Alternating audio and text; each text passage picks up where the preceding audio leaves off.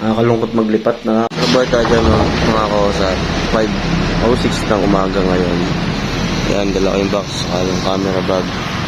Mag-aakot tayo ng gamit sa bahay. Kasi nililipat tayo. May mga gamit tayong kailangan kunin doon. Kailangan na namin. Para makapag-try na. Dito lang ako sa waiting area ng bus.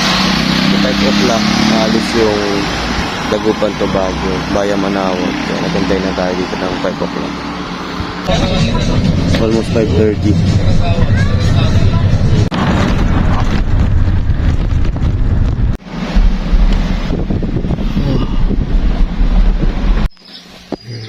Pre-coffee.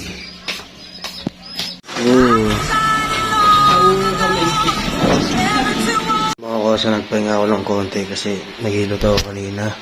Ito yung mga top priority na pinapabigdod sa akin ni Martin. Pabalik ng Pangasinan. Pero kailangan ko pang dagdagan yan para sa ulit ng biyahe. Saka liligpit ako ng mga rock. Rock!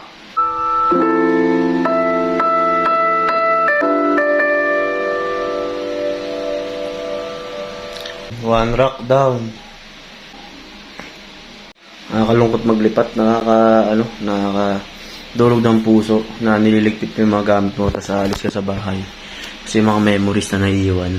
Pag nakita mo yung mga kalat, naalala mo yung mga kasayahan na magkakasama kayo ng anak nyo sa tahanan na to eh.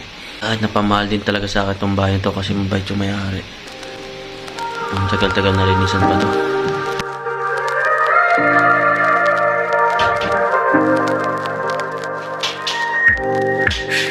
Like a saint, caught a face to face, dark night. I found a place to hide, looking down from place. So mga kosa, ito na yung iuwi natin bukas. Pagod na talaga ako. At ito yung mga pinapare ko para lang sa mga susunod dyan. Ito. Yan. Ayun, hindi pa talaga ako tapos. Pero ubos na yung lakas ko. Konti na lang dito. Ito na lang eh. Yan mga yan, iiwan niya mga yan. Itong kusina. Siguro makakaya ko nung liquidin bukas. Babawasan ko na rin yan. Siguro yan. Oo, bawasan na lang natin yan. Dali lang naman eh. Ganda na lang ako sa gawa ng gawa para may babalikan.